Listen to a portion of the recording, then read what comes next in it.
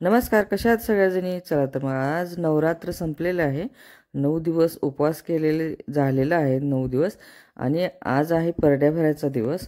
तर आपण परड्या देवीची आरती, अ, घट उठवायचं, जे आई उठती म्हणतात, घट हलवायचे. आजचा हा दिवस आहे. तर चला, आईला नैवेद्य म्हणून आपण कडकण्या करतो. तर ते आज मी कडकण्या करते. कडकण्याची रेसिपी आहे. तर बघूया कशा कडकण्या करायच्या. तर मी इथं घेतलेलं आहे 1 वाटी मैदा, 1.5 वाटी गव्हाचं पीठ आहे, 1 चमचा बेसन आहे, चवीपुरते मीठ आहे आणि थोडंसं 1 चमचाभर तेल आहे, आपण जे भाजीला वापरतो तेच, आणि बारीक चमच्याने 1 चमचा मी हळद टाकलेली आहे. तर इथं मी घेतलेले सपाट वाटी गूळ घेतलेला होता, पण मला तेवढं कमी वाटेल म्हणून मी थोडासा आणखीन घेतलेला आहे, ते स्किप झालेलं आहे माझ्याकडून. तर 1 वाटी गूळ इथं लागतो. तर त्या एका पातेल्यामध्ये मी गूळ ओतलेला आहे आणि त्यामध्ये थोडंसं पाणी घालून ते गूळ मी पूर्ण विरघळलेलं आहे. तर आता ह्या पिठामध्ये आपल्याला ते गुळाचं पाणी करून घालायचं आहे. तर या जागी तुम्ही पिठी साखर पण वापरू शकता, पण मी पिठी साखर वगैरे काही वापरले नाही. मी साखरेचं नाही केलं कडकण्या, मी गुळाच्याच केलेल्या आहेत. तर आता हे गुळाचा पाक मी पिठामध्ये ओतलेला आहे. तर ते आता आपण मिक्स करून घेऊया आणि पीठ मळून घेऊया. तर झालेलं आहे इथं पीठ मळून आपलं, आणि घटसर पिठाचा उंडा करायचा आहे, कारण लूज पीठ नाही चालणार, कारण कडकण्या आपल्याला लाटता येणार नाहीत. तर कडकण्या असे असतात की पातळ असतात ना, तर त्यामुळं मग पीठ पातळ केलं तर ते लाटता येणार नाही, चिटकणार किंवा तुटणार. त्यापेक्षा घट्टच पीठ मळून घ्यायचं आहे. झालेलं आहे आता पीठ मळून. आपल्याला ह्यावरती कापड टाकून हे आपण बाजूला 10 मिनटासाठी ठेवूया. तर बाजूला करून ठेवलेलं आहे. झालेले आहेत 10 मिनटं आपली. आता इथं घ्यायचं आपल्याला जे आता देवीला आपण वेणी फणी हे करतो. आता इथं मी काय काय करते ते तुम्ही बघू शकता. आता ही अशी 3 पदरं करायची आणि 3 पदराची वेणी विणायची.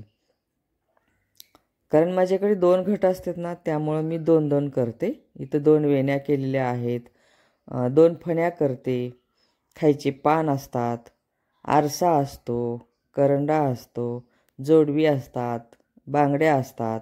तर अशा पद्धतीनं मी हे सगळं केलेलं आहे, तुम्ही बघू शकता. तर हे एक वेणी झालेली आहे, दुसरी वेणी पण मी विणते हे अशा पद्धतीनं. बघू शकता. तर आता इथं काय करायचं आहे, पान करायचे, खायची पान पण असतात. तर हे कडकण्यामध्ये ते खायचे पान पण करतो. कडकण्याच्या पिठाचे आकार द्यायचा थोडासा आणि येते का बघायचं. तर हे झालेले खायचे पान झाले. आता हे फणी, जी अशी फणीचा आकार दिलेला आहे आणि त्याला चाकूनी मी रेगा वाढलेल्या आहेत. ह्या बांगड्या केलेल्या आहेत, 4 बांगड्या केलेल्या आहेत. आता करायचे आहेत आपल्याला जोडवी. तर अशा पद्धतीनं मी हे बांगड्या जोडवी केलेल्या आहेत. आता अशाच पद्धतीनं जशा बांगड्या केल्या ना, तशाच पद्धतीनं आपल्याला जोडवी करायची. तर ते बारीक करायचे थोडेसे. हे बघू शकता, बारीक केलेले आहे. आता काय करायचं आहे, करंडा करायचा आहे.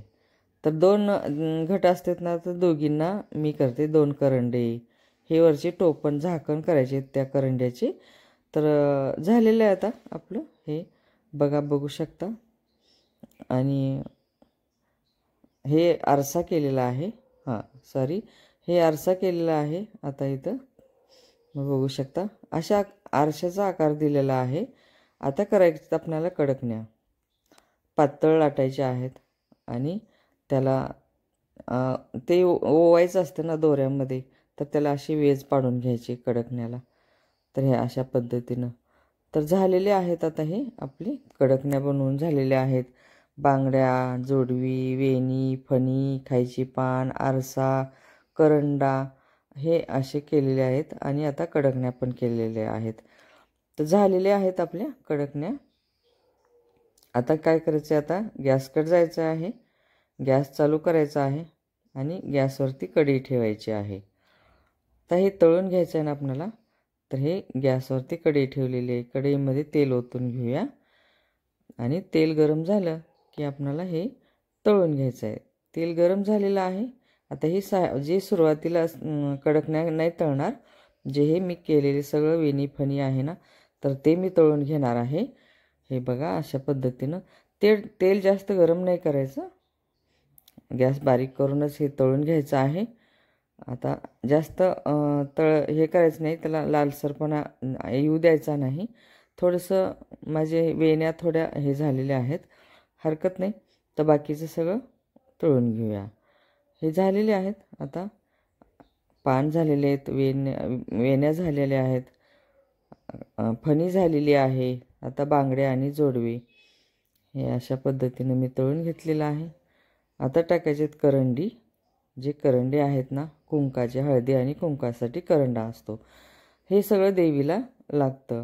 नवरात्रामध्ये कडकण्या करतो ना, कडकण्याबरोबर हे दोऱ्यामध्ये ओवून कडकण्याला माळ करून बांधायची असते. आता कडकण्या तळून घ्यायच्या आहेत. कडकण्याचा थोडासा काठ लालसर झाले की आपल्याला ह्या कडकण्या काढून घ्यायच्या. आता हे असं पटापट मी कडकण्या तळून घेते. बघू शकता झालेल्या आहेत कडकण्या तळून. आता बघा एकदम सगळ्या मस्त झालेल्या आहेत. बघू शकता किती छान कडकण्या झाल्या, तेलकट अजिबात नाही. तर बघू शकता झालेले आहेत. आता वेणी फणीचं पण हे वेगळं ठेवलेलं आहे. आता दुसऱ्या दिवशीचा दिवस सकाळी उठून सगळे कामं आटोपून देवपूजा वगैरे. देव आम्ही उचलत नाही 10 दिवस. देव आम्ही ज्या दिवशी घट बसतात त्याच दिवशी देवाची पूजा करायची देवाऱ्यावरच्या, आणि दसऱ्या दिवशी करायची. आता उद्याच्याला दसरा आहे ना, त्या दिवशी दसऱ्या दिवशी पूजा करायची. तर हे आई उठायच्या दिवशीचा माझा व्हिडिओ आहे. घटाला पाणी घातलं, हळदी कुंकू वाहिलेलं आहे. आता माळ आजच्या दिवशी पण फुलाची माळ असते आणि कडकण्या पण असतात. तर हे फुलाची माळ पण मी करून वाहिलेली आहे. बघू शकता उदबत्ती लावून फिरवून ठेवलेली आहे हे. आणि आता हे फुलाची माळ घातलेली आहे, कारण दररोज एक माळ करून मी वाहते, कारण रोज एक माळ असती. अशा 9 माळा झाल्या, आजच्या दिवसापर्यंतच्या 9 माळा झाल्या. आता कडकण्या बांधायच्या आहेत. हे बघा अशा पद्धतीने नैवेद्याचं ताट बनवून घेते मी, कारण आता आज आई उठवायची आहे ना. तर हे नैवेद्य मी खाली कडकणी 2 नैवेद्य म्हणजे आज पुरणाचं नसतं आमच्याकडं. हे धपाटं, मिरचू, शेपूची भाजी, भात आणि सप्पक डाळ आणि 2 साखर घालून नैवेद्य करते. आणि हे अशा प्रकारे 4 नैवेद्य ठेवायचं. वरती भात, डाळ, शेपूची भाजी, ठेसा, हिरव्या मिरचीचा, हे असं ताट भरून घेतलेलं आहे. फुलं ठेवलेली आहेत, पंचपाळ ठेवलं, आरती. आता नैवेद्याला तूप लावून घेते. हे तूप लावून घेतलेलं आहे.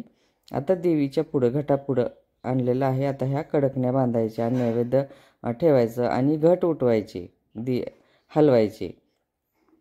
तर हे सगळं झालेलं आहे तयारी. आता घटाला मी हे कडकण्या बांधलेल्या आहेत. हे बघू शकता.